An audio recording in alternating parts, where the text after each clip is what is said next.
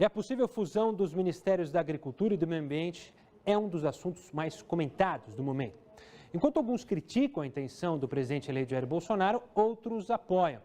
Bolsonaro já havia demonstrado interesse em unir as pastas, mas a sua assessoria informou que o martelo ainda não foi batido. Decidimos então debater o tema com dois especialistas na área. Para isso, aqui estão conosco o diretor-geral da Ação Estratégica, Rodrigo Capella, e um membro do Conselho Científico do Agro Sustentável, quase que eu caio aqui, José Luiz Tejon. Obrigado pela participação. São dois especialistas, Gustavo. Dois ligados ao agronegócio, o que é importante falar. Eu queria então que vocês analisassem. Rodrigo, posso dar a palavra primeiro ao Tejon? Por favor. Por um respeito por favor. Pelo senhor, pela idade? Tudo bem? Tá ótimo, Gustavo. Prazer estar aqui. Capella, admiro muito. O tema é um tema interessante, porque, na minha visão, o meio ambiente é muito maior do que a agricultura, né? O meio ambiente envolve a sociedade como um todo. E aí ficaria a questão, por que não o meio ambiente e saúde? Meio ambiente e saúde tem tudo a ver. Por que não o meio ambiente, indústria, comércio, enfim. Meio ambiente é um tema que é maior do que a agricultura. E quando a gente fala de agronegócio, é importante salientar isso. O agronegócio é uma visão sistêmica. Falamos de 25% do PIB. Quando você pega esses 25% do PIB, como se fosse 100, o que é a agricultura dentro desses 25% valendo 100 agora? É 30%. 70% do agronegócio não é agricultura. É a indústria, é a agroindustrialização, é transporte, é máquinas, é uma série de... um complexo grande. Portanto, a agricultura não é sinônimo também de agronegócio. O agronegócio é mais amplo. Então, fica aqui a questão.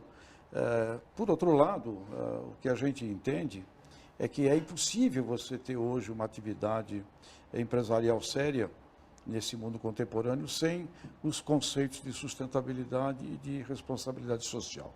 E a nível dos negócios internacionais, e não só internacionais, para você vender aqui para um supermercado brasileiro, para uma agroindústria brasileira, o produtor, a produção que chega na agroindústria do país, que aliás é o maior cliente da agropecuária, essas companhias todas são hoje estão sob uma visão e um foco muito grande de ONGs e assinam compromissos também de sustentabilidade e responsabilidade social. Portanto, um ato como esse sinalizaria que meio ambiente é uma coisa que tem a ver com a agricultura só, não é verdade, muito mais amplo do que isso.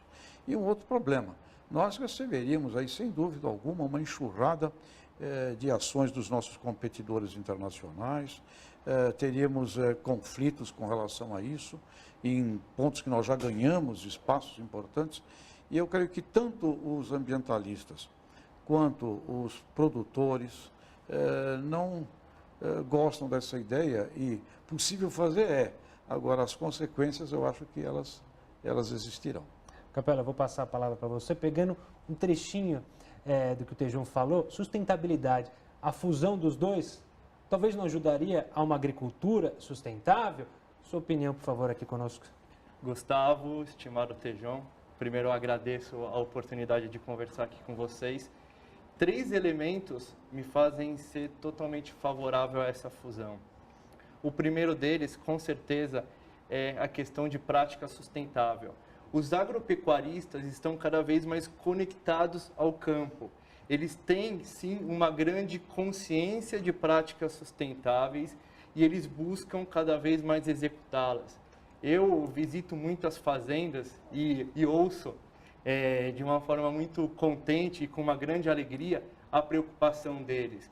Eu acho que isso vem muito, Gustavo, fruto das novas gerações de agricultores preocupados em ampliar conhecimento. Se antigamente o produtor ele plantava e colhia, essa era a grande preocupação deles, hoje o agricultor, o produtor rural, ele é um sábio, ele é um conhecedor do campo e ele está cada vez mais conectado ao ecossistema. E quando a gente fala ecossistema, vem a questão do meio ambiente. Sim, o agropecuarista está preocupado com o meio ambiente. Um outro elemento que me faz ser totalmente favorável a essa fusão é a agricultura 4.0. que reúne elementos como meio ambiente, conectividade, produtividade, segurança alimentar e saúde pública. Com esses 5 elementos, sem dúvida alguma, a gente fortalece um país, a gente coloca, sem dúvida alguma, o Brasil em um outro patamar, cada vez mais.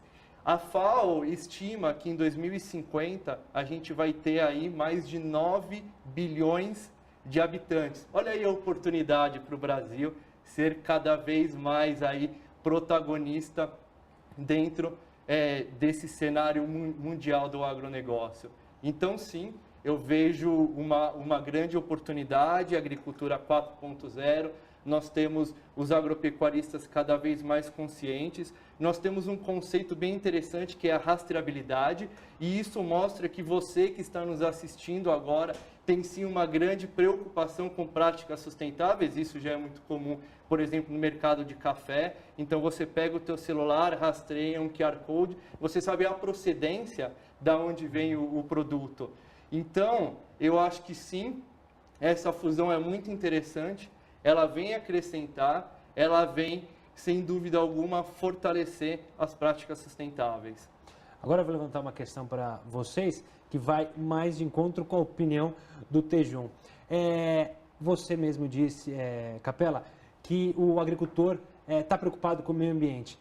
Mas fundir os dois não vai trazer mais problema para a agricultura, no sentido que o meio ambiente é muito amplo.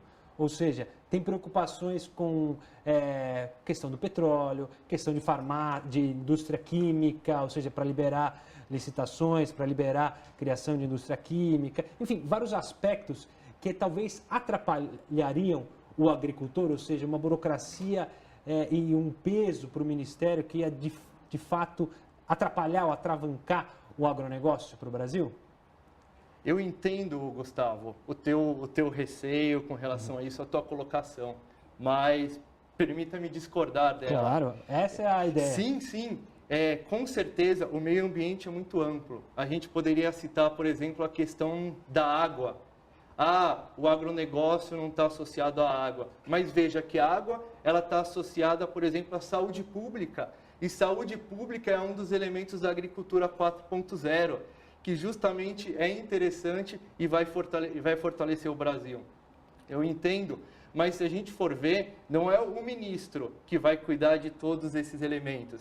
Ele vai ter, sem dúvida alguma, uma equipe muito qualificada. Na agência, por exemplo, eu não faço tudo, eu tenho uma equipe que, sem dúvida alguma, me dá um grande suporte. Então, eu acho que se ele tiver profissionais competentes para cada uma dessas áreas que você mencionou, petróleo, a gente pode ter um profissional competente para a parte de água, mineração, entre outros aspectos, sim, ele vai ter um grande suporte e ele vai estar preparado para tomar as melhores decisões.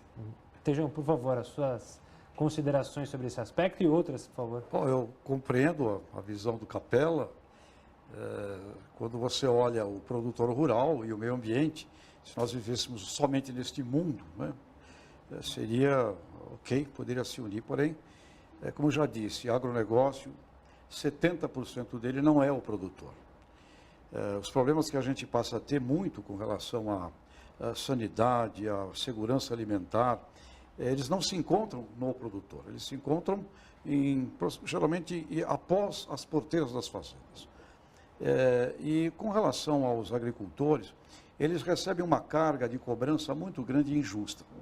Quando a gente faz uma análise, por exemplo, de sustentabilidade de um produto, do berço ao berço, né, como é o critério com métricas, e essa análise começa nas minas de fertilizantes, em todo o transporte que vem, em todo o procedimento do antes da porteira, do dentro da porteira, do pós-porteira das fazendas, o impacto do dentro da porteira é apenas de 20% no conceito inteiro de uma visão de um produto, desde a sua originação, mais lá atrás, nas minas de fertilizantes, até o consumidor final.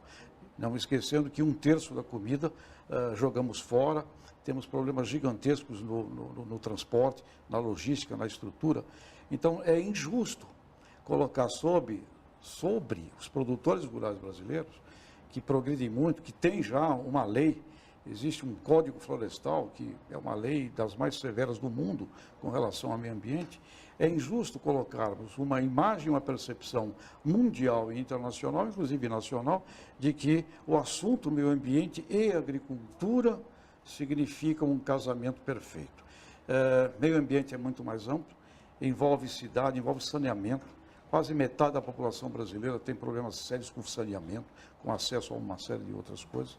E é muito também complicado a nível internacional você trabalhar a venda do país lá fora, onde você vai dizer que o órgão regulador está agora subordinado ao órgão regulado. Não é inteligente, né? É algo que, com certeza, se isso for feito, eu acho que em algum tempo retrocederemos. Vou pegar essa sua deixa do mercado internacional para trazer para a nossa conversa. A gente sabe que no agronegócio o Brasil é um gigante, mas também enfrenta outras potências.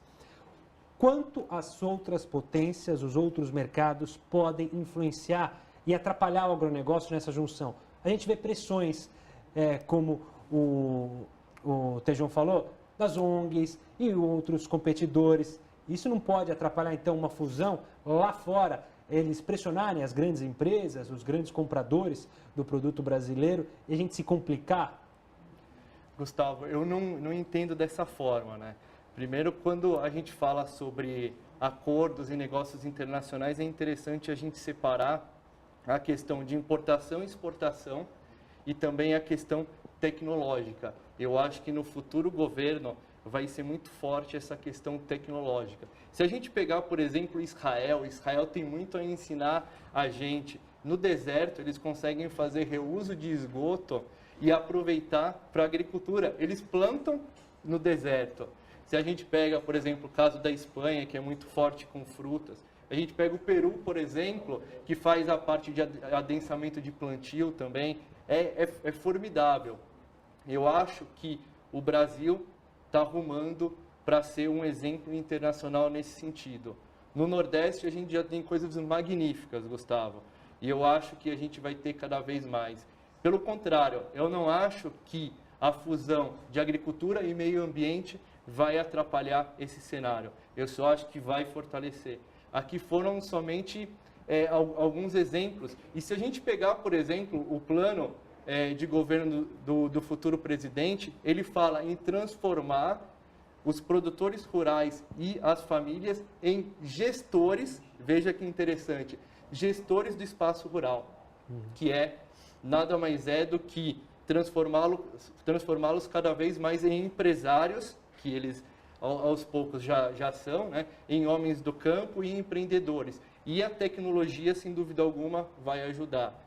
Vai ajudar, sem dúvida alguma, a gente produzir cada vez mais, a gente aumentar a produtividade. E com relação à importação e exportação, eu conheço muitos empresários que já estão indo atrás de certificações para começar a exportar no ano que vem. Então, veja, eu acho que essa fusão somente vai a fortalecer.